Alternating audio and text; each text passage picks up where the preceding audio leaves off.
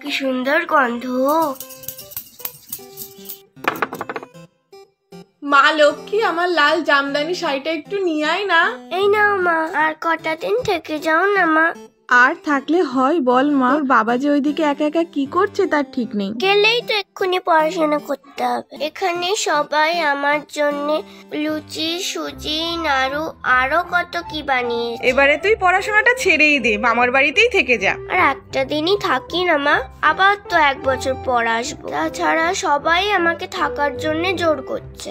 থাক, তুই তাহলে থাক, তোর আর যেতে হবে না। আর হ্যাঁ, দুষ্টুমি করবি না, মারামারি করবি না, নাড়ু নিয়ে কাড়াকাড়ি করবি না। আমি যখন আবার কালী রূপে আসবো তখন না হয় যাস, সেই সময় তো আবার বাজির শব্দ, তুবি, পটকা, সাপ, ব্যাং, নামের কি ছিরি। অত রাগ করছো কেন মা?